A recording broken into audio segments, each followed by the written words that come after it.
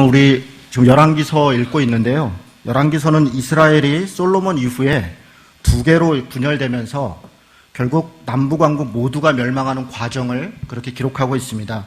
북왕국 이스라엘 여로보암부터 19명의 왕이 있었고요. 남왕국 유다는 르호보암부터 20명의 왕이 등장합니다. 수많은 왕이 등장하지만 또 여러 치세들이 있지만 사실 열왕기서는 별로 왕들이 어떻게 정치를 했냐, 또 어떻게 나라를 바로 경제적으로 부강시켰냐, 백성들의 삶을 편안하게 했냐, 좀 야속할 정도로 별로 관심이 없습니다. 열왕기서의 관심은 오로지 왕들이 하나님의 말씀을 지켰냐 안 지켰냐, 특별히 하나님 앞에 언약을 맺었던 그 율법, 레위기라든가 출애굽기라든가 혹은 민수기에 나오는 하나님과의 관계 속에서 맺었던 그 언약을 그 왕이 수행했냐 안 했냐, 온통 거기에만 관심을 가지고 있습니다. 내용은 크게 보면 두 가지입니다. 왕들에 대해서 하나님의 약속을 저버렸다 하면서 두 가지를 지적하는데, 첫째는 우상 숭배했다는 것입니다. 그들이 하나님을 따르지 않고 우상을 쫓아 그렇게 하나님을 배반했다, 그런 지적을 하는 것이고, 우상 숭배를 한 현상, 우리가 영적으로는 우상 숭배이지만 그것이 삶에는 어떻게 나타나냐면 불의함으로 나타났다, 그렇게 얘기합니다. 다시 얘기해서 공평과 정의를 따르지 않고 풍요와 번영을 쫓아서 살았다, 그것을 지적하는 게 열왕기서의 중심적인 내용입니다. 열왕기서 기록 분량을 보면요, 여러 많은 분량이 있지만 사실은 아주 특정한 왕 몇 사람한테 기록 내용이 집중되어 있습니다. 특별히 오늘 우리가 읽었던 내용 중에 등장하는 아합 왕이라고 있습니다. 이 아합 왕에 대한 이야기가 거의 3분의 1이나 차지를 합니다. 아합 왕서부터 그의 아버지인 오므리로부터 시작해서 아합 왕의 그 오므리 왕조를 멸망시키는 예후라고 하는 그 부하가 그 오므리 왕조를 무너뜨리는데요, 그 예후 왕조까지 얘기를 하면 사실은 거의 3분의 1 이상을 이 열왕기서가 차지합니다. 그러니까 성경의 중심적으로 아합 왕을 이야기를 한다면 반대쪽에 아합 왕의 반대에 그를 맞서는 사람은 엘리야입니다. 엘리야에 대해서 엘리야와 아합 왕을 대결 구도로 삼고 그렇게 열왕기서는 중심 내용을 갖습니다. 물론 나머지 왕들도 여러 이야기가 있지만 사실은 열왕기서의 중심 내용, 그리고 반복되는 이야기는 이 두 사람을 비교하면서 그 사이에서 우리가 무엇을 택할 것이냐, 너희들은 어느 편에 설 것이냐, 그것을 이야기하는 것이 열왕기서의 내용입니다. 아합 왕은 대표적으로 풍요와 번영을 쫓았습니다. 그가 바알과 아세라라고 하는 그런 신을 쫓았다는 것은, 바알이라고 하는 신 자체가 풍요를 상징하고요, 아세라라는 신 자체가 번영을 상징하는, 풍요와 번영을 쫓을 것이냐 아니면 하나님 여호와를 쫓을 것이냐, 여호와 하나님을 쫓아간다는 것은 공평과 정의를 따를 것이냐 아니면 풍요와 번영을 따를 것인가, 그 두 가지를 물어보고 그것을 촉구하는 게 열왕기서의 핵심적인 내용입니다. 여러분, 아합 왕 우리는 많이 들었기 때문에 그 나쁜 놈, 나라를 망친 놈, 이렇게 생각할 수 있겠지만 실제로 아합 왕은 그렇게 나쁜 왕이 아닙니다. 이스라엘의 역사 속에서 보면, 여러분, 아합 왕은요 정치적으로 나라를 안정시켰고요, 외교적으로 굉장히 외교를 잘해서 나라의 영토를 확장시켰고 경제적으로도 부강한 나라를 이루었던 그런 손꼽히는 왕입니다. 이스라엘의 여러 왕들 중에서도 아합 왕만큼 나라를 이렇게 치세를 잘했던 왕이 없습니다. 그럼에도 불구하고 하나님께서는 디셉 사람 엘리야라는 사람을 보내서 3년 반 동안이나 비가 내리지 않게 하고, 또 우리가 알다시피 갈멜산에서 어떤 능력대기를 통해서 아합에 대해서 대단히 야단을 치고, 심지어는 아합이 전쟁터에 나가서 화살에 맞아 죽게 되는데 그런 비참한 죽음, 그 가문 자체가 멸망당하는 그런 비극으로 역사를 기록합니다. 언뜻 생각하면 아합 왕은 국가적으로 굉장히 중요하고 실력 있는 왕인데, 성경에 기록된 아합은 대단히 초라하고 비극적인 결말을 맞는 그런 왕으로 기록되어 있는 것입니다. 어떻게 된 일일까요? 그것이 성경의 관점, 가르침과 우리가 기대하는 바가 다른 바입니다. 여러분, 아합 왕은 우리로 얘기하면 광개토대왕 정도 되는 그런 역사적 인물임에도 불구하고 성경은 아합 왕에 대해서 대단히 여러 가지로 질책하고 이야기를 하면서 아합 왕의 실제 국가를 이끌었던 그런 정세나 정치적, 외교적, 경제적 이런 부분 이면에 그가 하나님 앞에서 어떤 존재였는가를 많이 부각시킵니다. 그리고 오늘 우리가 읽은 본문은 바로 그 이야기를 하고 있는 것입니다. 이 오늘 이야기를 본격적으로 가기 전에 두 가지 아합 왕에 대해서, 아합 왕이 어떤 왕이었는가를 힌트를 얻을 수 있는 사건이 두 개가 있습니다.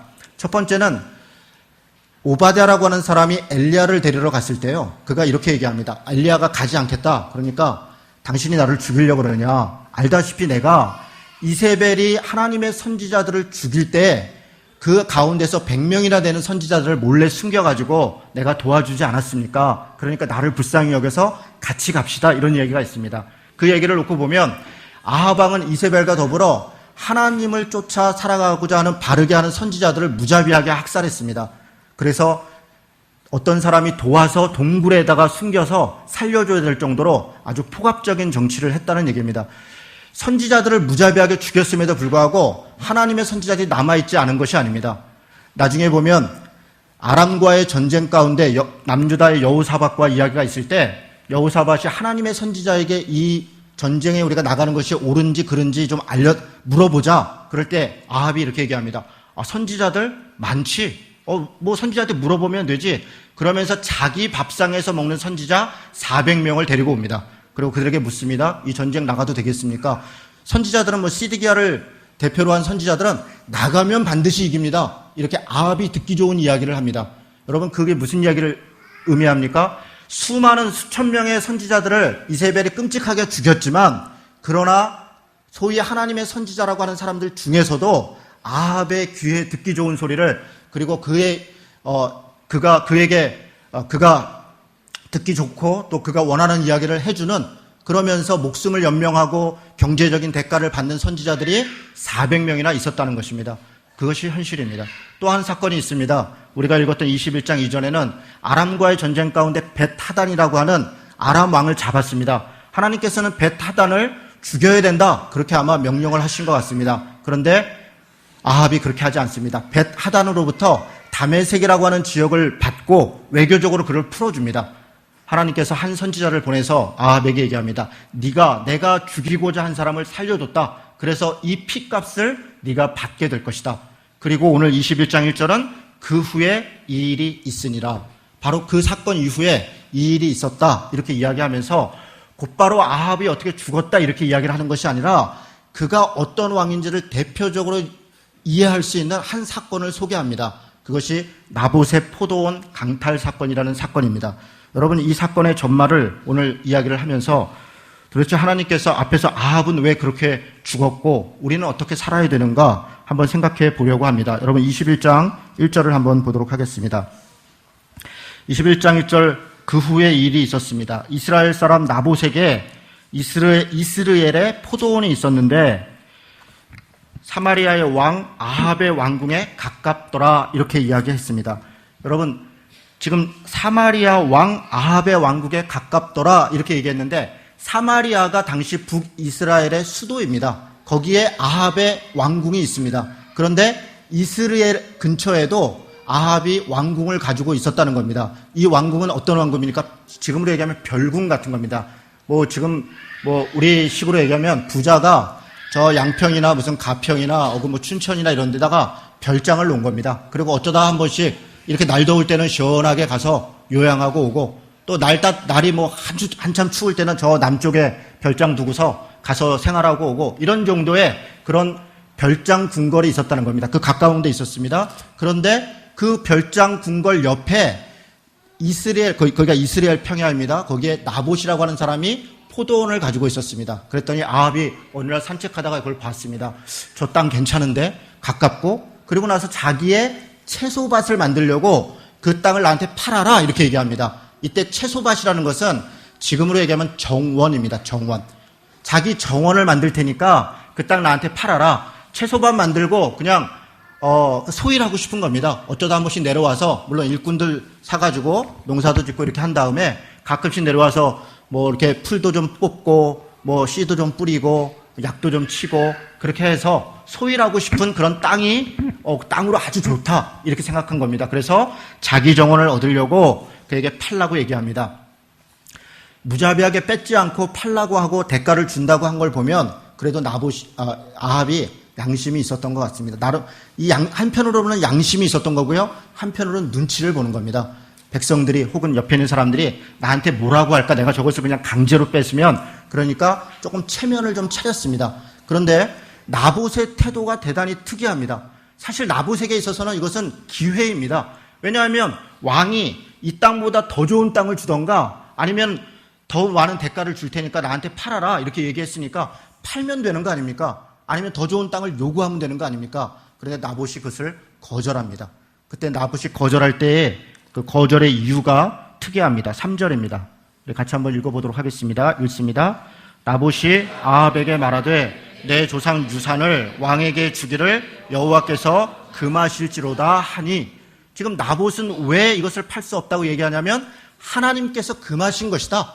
여호와께서 금하신 것이다. 그래서 내가 팔 수 없다. 이렇게 이야기하는 겁니다. 길게 얘기하지 않겠습니다. 이스라엘 사람들은 땅이 곧 생명이고 땅이 곧 재산이고 땅이 곧 자기의 기업입니다. 자기 노동의 삶의 자리입니다. 하나님께서 땅을 나누어 주면서 팔지 못하도록 했습니다. 팔았어도 나중에 돌려줘야 됩니다. 심지어는 신년이 되면 조건 없이 다 돌려줘야 됩니다. 왜 그렇게 했습니까? 가난이 되물림되지 않도록 한 것입니다.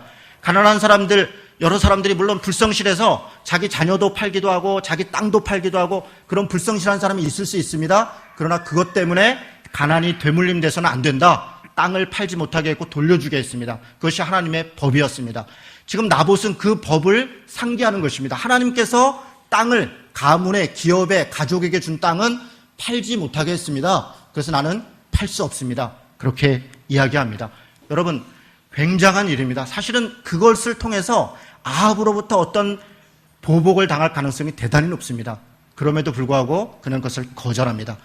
아합이 들어눕습니다.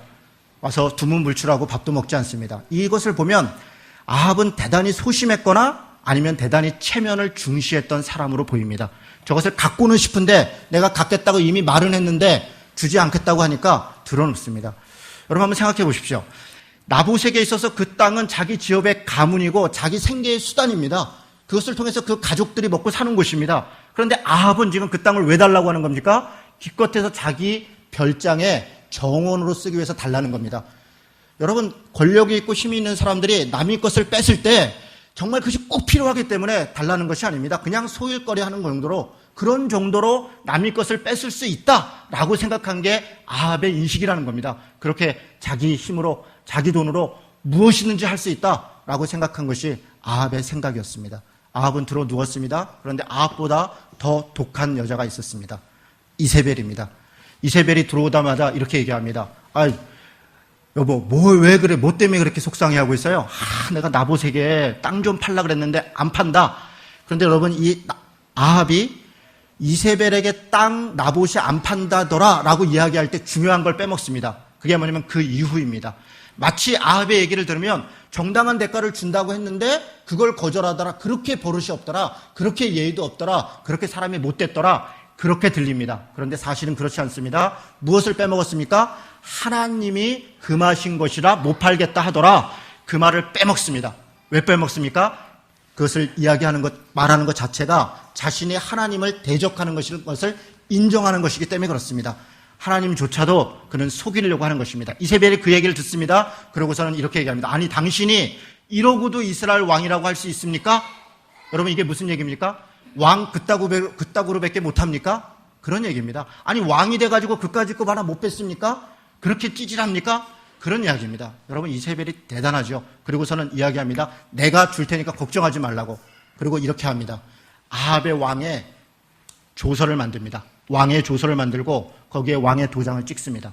그리고서 그것을 이스라엘로 보냅니다. 나봇이 이스라엘 사람 아닙니까? 이스라엘에 보냅니다. 내용은 이런 겁니다. 금식을 선포하는 겁니다. 여러분, 금식을 선포하고 그리고 이렇게 얘기합니다. 나봇이라고 하는 사람을 높은 자리에 앉혀라.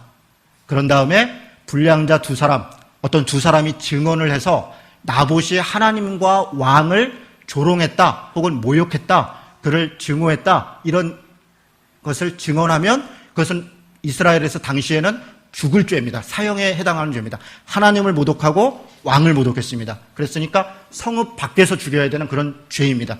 그렇게 계략을 짭니다. 누구에게 보냅니까? 이스라엘에 있는 장로와 귀족들에게 보냅니다. 그 장로와 귀족들이 그것을 받고 그대로 시행을 합니다. 치밀한 계획이 전개되는 것입니다.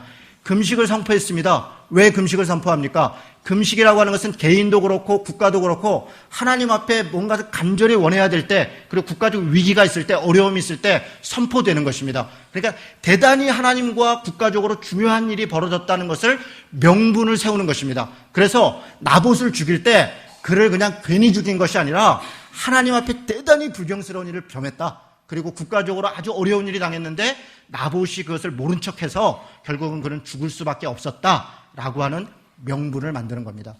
굉장히 두려운 일입니다. 사실은 자신들의 목적을 이루기 위해서 하나님을 끌어들인 것입니다. 하나님께서 나봇을 죽이는 것을 허락했다, 혹은 원했다, 혹은 우리는 하나님을 위해서 그를 죽이는 것이다. 그런 것을 그렇게 사람들이 인식할 수 있도록 함정을 파버린 겁니다. 그리고 나봇을 윗자리에 앉힙니다. 왜 윗자리에 앉힙니까? 사실은 나봇은 아주 가난한 그런 사람은 아니었던 것 같습니다.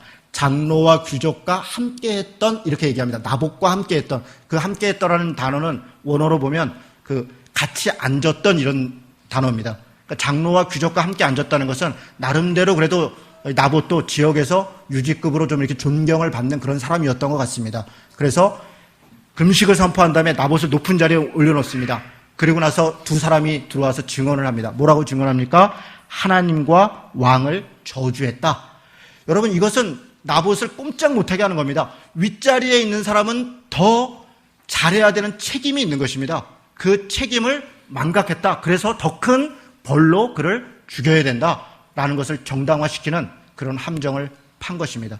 불량자들이 증언을 했습니다. 그리고 이 죄악은 성 내에서도 죽일 수 없는 그런 아주 불경한 죄입니다. 그래서 성읍 밖에서 죽입니다. 죽일 때 어떻게 죽입니까? 여러분, 이런 모든 절차가 사실은 레위기나 출애굽기에 있는 하나님의 법에 다 명시되어 있는 겁니다. 여기 하나도 틀린 게 없습니다. 법적으로 하나도 문제된 게 없어요. 법을 지금 다 따르고 있습니다. 그리고 죽일 때 성읍 안에서 죽일 수 없으니까 나가서 죽입니다. 어떻게 죽입니까? 먼저 증언했던 사람이 이스라엘 법은 돌을 던지게 합니다. 왜 그렇습니까? 거짓 증거를 하지 못하게 하는 겁니다. 마지막 양심에 호소하기 위해서. 내가 거짓 증거했더라도 사람을 죽이려면 그때는 뭐 칼로 죽이는 것도 아니고 돌로 죽이는 거니까 돌을 들어서 사람에게 던진다는 것은 양심의 가책을 느낄 수 있는 겁니다. 그래서 그 마지막 양심 때문에 증언한 사람이 돌을 던져라, 이렇게 율법이 이야기하고 있는데 그렇게 했습니다. 그리고 장로와 귀족들도 돌을 던졌고 근처에 있었던 백성들도 당연히 저 사람은 죽일 죄다 돌을 던졌습니다. 여러분, 아무 문제가 없는 것 같습니다. 우리가 앞에 있는 내용, 아합이 그렇게 얘기했다, 이런 내용을 정확하게 보지 않았다면 어쩌면 우리는 이 나봇의 죽음이 당연한 죽음이다, 그렇게 생각할 수 있습니다. 법적으로 무슨 문제가 있습니까? 절차를 다 따랐습니다. 그리고 아무런 문제도 없었어요. 더군다나 이세벨이나 아합이 직접 행한 것도 아닙니다. 장로와 귀족들에게 이야기했고 그 지역에 권한이 있는 장로와 귀족들이 이 일들을 다 했습니다. 아합은 어떻습니까? 아합은 여러분 이 일에 전혀 관여하지 않았습니다. 그래서 그렇게 나봇이 죽었다. 그리고 이세벨이 그 땅을 이제 주인 없는 땅이 됐습니다. 나봇만 죽인 게 아닙니다. 열왕기하 9장에 보면 그 아들들까지 죽었더라, 이렇게 되어 있습니다. 자식들까지 다 죽였습니다. 어쩌면 일가 친척을 다 몰살시켰는지도 모르겠습니다. 왜 그렇습니까? 땅은 반드시 그 가문과 가족에 넘어가게 되어 있습니다. 그래서 아버지가 없으면 자식에게 주게 되어 있습니다. 완전히 빼앗기 위해서 그들은 아들도 죽였고 제가 볼 때는 일가 친척까지 몰살을 시킨 것 같습니다. 주인 없는 땅으로 만든 거죠. 그리고 왕이 그것을 가져왔습니다. 그 얘기를 듣고 왕이 곧 일어났다. 침상에 누워있던 왕이 기분 좋게 곧 일어나서 가서 나봇의 땅을 가져왔습니다. 여러분, 누가 아합에게 책임을 물을 수 있겠습니까? 한번 생각해보세요. 아합이 무슨 잘못을 했습니까? 아무 잘못도 하지 않았어요. 그가 얘기한 것은 자기 부인에게 가서 내가 땅 갖고 싶은 거 있는데 정당한 대가 준다 그랬는데 그가 안 주더라, 그 얘기한 것뿐입니다. 다 누가 했습니까? 이세벨이 했습니다. 장로와 귀족들이 했습니다. 백성들이 그를 죽였습니다. 그럼에도 불구하고 아주 희한한 일이 벌어집니다. 17절입니다. 17절에 여호와의 말씀이 디셉 사람 엘리야에게 임하여 이르되 너는 아합에게 가서 내 말을 전해라. 내용은 뭡니까? 19절에 보니까 아합에게 디셉 사람이 이렇게 전하라는 겁니다. 내가 죽이고 빼앗았다. 아합이 죽이고 아합이 빼앗았다. 그렇게 전하라는 겁니다. 여러분, 아합 입장에서는 억울하지 않겠습니까? 아무런 잘못을 하지 않았어요. 당신은 그냥 그 얘기했을 뿐이에요. 그런데 네가 죽이고 네가 빼앗았다, 그렇게 전하라 얘기합니다. 그리고 20절에 보면 엘리야가 아합을 만나서 얘기합니다. 내가 내 자신을 팔아 여호와 보시기에 악을 행했다, 이렇게 얘기합니다. 나봇의 포도원 밭을 빼앗은 것은 자기 자신을 팔았다는 것입니다. 자기의 양심을 팔았고 자기의 신앙을 팔았고 하나님의 정의를 팔았고 하나님께서 명령하신 말씀을 팔은 것입니다. 누가 팔았다는 겁니까? 아합이 팔았다는 겁니다. 사실 아합은 이 일에 전혀 개입한 것 같지 않지만 사실은 이 모든 일을 은근히 즐기고 있었습니다. 모든 일은 사실 아합으로부터 시작되었습니다. 그렇지 않습니까? 아합의 직인이 지키지 않았다면 그런 일은 이루어질 수 없습니다. 이것은 이세벨의 권한으로 이루어진 것이 아니라 아합의 권한으로 이루어진 것입니다. 이세벨은 자기 남편 아합의 권한을 이용한 것입니다. 여러분, 누가 나봇을 죽였습니까? 첫 번째는 우리가 방금 이야기했던 아합이 죽인 것이죠. 그리고 이세벨이 치밀하게 죽인 것입니다. 아합과 이세벨만 죽였습니까? 그렇지 않습니다. 장로와 귀족들이 사실 나봇을 죽입니다. 장로와 귀족들은 자기 지역에, 지금으로 얘기하면 우리 인천으로 얘기하면 인천시장이나 무슨 인천 판사나 이런 사람 정도 되겠죠. 인천 대법원 판사나 국가에서 명령 내려오니까 나는 수행했다, 그런 정도였겠죠. 그들이 무엇이 옳은지 그른지 정말 나봇이 잘못이 있는지 살피지 않았기 때문에, 혹은 그것을 모른 척했기 때문에 나봇은 죽고 말았습니다. 장로와 귀족이라거나 하나님의 말씀을 지켜야 되고 그 법을 행해야 되는 그런 자들이 나봇을 죽이는 일에 침묵했고 동조했고 함께했습니다. 또 누가 죽였습니까? 불량자들이 죽였습니다.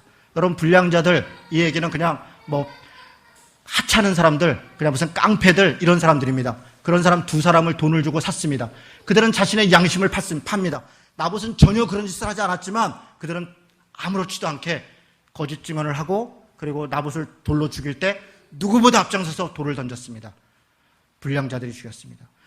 이세벨, 아합, 장로와 귀족, 불량자까지 우리가 이해가 됩니다. 그러나 사실 숨어있는 사람들이 또 있습니다. 그들이 누굽니까? 백성들입니다. 백성들은 사실은 아는 사람도 있었고 모르는 사람도 있었을 것입니다. 나봇이 누군지 다 알고 있습니다. 이스라엘이라는 동네는 작은 동네입니다. 인구가 많아야 300에서 500밖에 안 됩니다. 그런 작은 동네에 살고 있는 내 이웃집 옆에 살고 있던 사람, 그런 나봇이라는 사람, 그가 하나님의 말씀 때문에 아합에게 땅을 팔지 않았다는 이야기를 어쩌면 알고 있을지도 모르겠습니다. 아니, 모를 수도 있겠습니다. 그러나 적어도 나봇이 그렇게 돌에 맞아 죽어야 되는 사람이 아닌 것은 알지도 모르겠습니다. 아니, 돌에 맞아 죽어야 되는 사람이라고 칩시다. 아무런 사실 확인도 없이 사람을 죽이는 일에 같이 돌을 던지는 겁니다. 그리고 어떻게 합니까? 어떻게 합니까? 거기에 참여하지 않으면 자신도 불이익을 받을까 두려워할 뿐인 겁니다. 내가 거기에 참여하지 않으면 아합으로부터, 이세벨로부터 나도 찍혀서 아마 나도 적골이 될 거야. 장로와 귀족들이 보고 있을 거야. 그런 두려움 때문에 그들은 그 끔찍한 살인사건에 참여합니다. 아합과 이세벨과 장로와 귀족들과 불량자들과 그리고 백성들. 여러분, 사실 우리들은 대체로 여기에 속하는 사람들입니다. 아합이 아니라고요? 그럴 수 있겠습니다. 이세벨 같은 짓을 안 했다고요? 그럴 수 있겠습니다. 그러나 우리는 어쩌면 장로와 귀족 같은 일을 했을 수도 있습니다. 우리가 어떤 일을 책임 맡고 있을 때, 어떤 부당한 지시를 받을 때 그냥 눈 한번 감으면, 에이, 모른 척하면, 그냥 그렇게 넘어가면 그것이 누구에게 어떤 피해를 주는지 전혀 인식하지 않고 모른 척했을지 모르겠습니다. 어쩌면 우리는 불량자였을지 모르겠습니다. 자기가 살기 위해서, 혹은 자기가 잘 모르는 것 그냥 증언하고, 내 잘못은 아니니까 그렇게 했을지 모르겠습니다. 불량자도 아니고 장로와 귀족도 아닐 수 있겠습니다. 그러나 우리는 대체로 백성들, 침묵만 하고 있는 백성이 아니라 자기가 살기 위해서 무언가 동참하는 백성들이 되었을 가능성이 대단히 높습니다. 한 가지 이야기를 드리도록 하겠습니다. 최근에 갑과 을에 대한 이야기들이 너무너무 많이 있죠. 남양유업 사태로 인해서 특별히 슈퍼갑들의 행패, 개미을들의 고통, 완전히 통탄의 대상이 되고 있습니다. 8월 6일 날 한겨레 신문에 이런 기사가 올라왔습니다.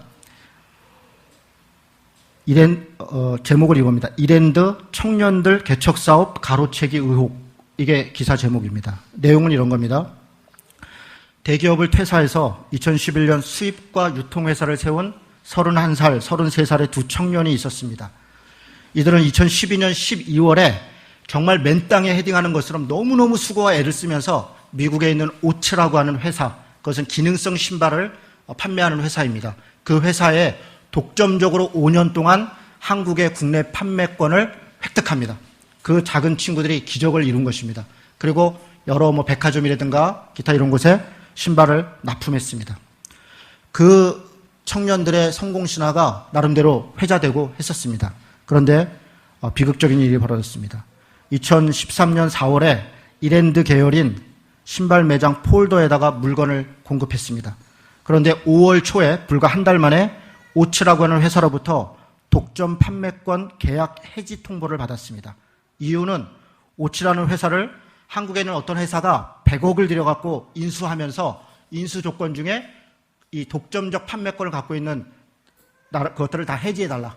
그래야 내가 이걸 인수하겠다. 이렇게 했습니다. 여러분, 이 친구들이 세웠던 회사에는 날벼락이 떨어졌습니다. 그 친구들은 계약 독점 판매권이 중단됐고요. 재고를 처리할 수도 없을 정도로 굉장한 심각한 어려움이 벌어졌습니다. 얼마 후에 정체가 드러났습니다. 그 오츠를 인수하는 회사는 이랜드였습니다. 이 청년들 회사는 완전히 망했습니다. 이랜드는 법적으로 아무 문제 없다. 이건 정당한 M&A였다. 인수합병이었다. 그렇게 주장했습니다. 법적으로 문제 없어 보입니다. 그렇죠. 회사가 회사를 인수하는 게 무슨 문제가 있겠습니까? 그런데 무슨 문제가 있는 겁니까? 양심을 파는 거 아닙니까? 자기들에게 물건을 했던 곳을 보니까 괜찮다? 차라리 그 회사를 사버려가지고 그 청년들의 꿈을 그리고 이것을 죽여버리고 마는 겁니다. 저는 이 기사를 보고 현대판 나봇의 포도원 사건이 벌어졌다. 이렇게 생각이 들었습니다. 여러분, 이런 일들이 제가 비단 한 가지 예를 들었지만 우리에게 얼마나 많은 이런 일들이 벌어지고 있습니까? 우리가 이런 일들을 하고 있습니다. 이런 일들을 하면서 우리 청년들에게 성실하고 능력 있고 착한 그리스도인이 되라. 그래서 이런 회사에서 그런 오치 같은 회사를 인수하는 일에 우리 청년들이 나서면 굉장히 능력 있고 그걸로 인해서 인정받고 진급하고 그러면 우리 교회에서 아마 그를 위해서 기도해 준 거 기뻐하고 박수치고 간증시킬지 모르겠습니다. 그러나 여러분, 이 청년 이 두 사람뿐이겠습니까? 그 절망하게 만든 이것에 대해서 우리가 생각해 봐야 되지 않겠습니까? 나봇의 포도원 사건은 바로 그런 것입니다. 법적으로 문제가 있냐 없냐, 그것이 정당하냐 아니냐, 그 기준은 우리 그리스도인들에게 그렇게 중요한 것이 아닙니다. 물론 법적으로 대단히 중요한 것이 있죠. 우리 그리스도인들에게 중요한 것은 하나님 앞에 무엇이 옳은가? 바로 그런 것입니다. 덕이 되는가? 바로 그런 것입니다. 하나님을 사랑하고 이웃을 사랑하는 일에 이것이 정당한가? 바로 그런 것이 우리가 고민해야 될 지점들입니다. 법을 뛰어넘지 않고서 어떻게 우리가 그리스도인이라고 할 수 있겠습니까? 또다시 얘기했다. 법도 안 지키면서 우리가 어떻게 그리스도인이라고 할 수 있겠습니까? 정당한 법은 당연히 지켜야 되고, 그리고 우리는 법을 뛰어넘는 하나님의 법, 하나님이 세상을 통치하시려고 하는 사랑과 평화와 공평과 정의를 따라가는 사람들인 겁니다. 바로 그렇게 살아가는 것을 요구하는 것이 저는 성경의 가르침이다. 그렇게 믿습니다. 여러분, 열왕기서는 하나님의 능력 가운데 어쩌니 그런 자질구레한 얘기를 하는 것이 아닙니다. 제가 그것을 자질구레하게 표현해서 죄송합니다. 아합을 쫓아갈 것이냐, 엘리야를 쫓아갈 것이냐, 그것을 우리에게 묻는 것이 열왕기서의 가르침이고, 사실은 열왕기서만 그런 것이 아닙니다. 성경 전체의 가르침은 너희가 성공과 풍요를 쫓아갈 것이냐, 아니면 하나님의 공평과 정의를 따라갈 것이냐, 그것을 우리에게 묻는 것입니다. 사랑하는 성도 여러분, 오늘 나봇의 포도원 강탈 사건의 전모를 들었습니다. 법적으로 아합과 이세벨, 장로와 귀족들, 불량배들은 죄가 있을까요? 만일 이 사건이 지금 현재에서 다룬다면 어땠을까요? 아마 법적으로 무죄가 났을 가능성이 높겠죠? 최근 국정원 선거 개입 사건을 보면서 경찰과 검찰과 정부와 여당의 행태를 볼 때, 물론 법적으로 아합왕의 이세벨은 죄가 없을 수 있지만, 그러나 장로와 귀족들, 심지어 불량배들까지 죄가 없다, 그렇게 얘기할 것 같습니다. 아니, 오히려 불량배들에 대해서 죄를 물으면 가엾고 힘없는 선량한 시민들인데 정당한 증언을 했는데 왜 비난을 하느냐, 그들의 인권도 보호돼야 되지 않느냐, 그렇게 적반하장으로 나올 것 같습니다. 저는 그것이 대단히 비극스럽게 느껴집니다. 우리가 하나님의 말씀을 읽고 하나님의 말씀을 우리 삶에 적용할 때, 나 개인적으로 우리 각자가 적용해야 되지만 우리 시대적 아픔과 고민에 대해서 바라볼 줄 알아야 됩니다. 법조문 몇 개, 거기에 우리가 천착해서는 안 됩니다. 하나님께서 역사를 어떻게 이끌어 가시는가, 하나님께서 세상 가운데 하나님의 나라를 어떻게 이루시길 원하는가, 우리가 그곳에서 어떻게 살기를 원하는가, 저는 그것이 하나님의 말씀이라고 생각합니다. 엘리야를 보내서 내가 죽이고 빼앗았다 말씀했습니다. 내 자신을 팔아서 여호와 보시기에 악을 행했다 말하시는 것입니다. 하나님의 법은 세상 법과 일치하지 않을 수 있습니다. 우리는 하나님의 법에 그분의 뜻에 부합하고 있습니까? 덕이 됩니까? 내 행동이 하나님의 복음의 전파에 도움이 됩니까? 이웃을 내 몸처럼 사랑하는데 부합합니까? 여러분, 아합이 되겠습니까? 이세벨이 되겠습니까? 장로와 귀족들이 되겠습니까? 불량배들이 되겠습니까? 침묵하고 동조하는 백성이 되겠습니까?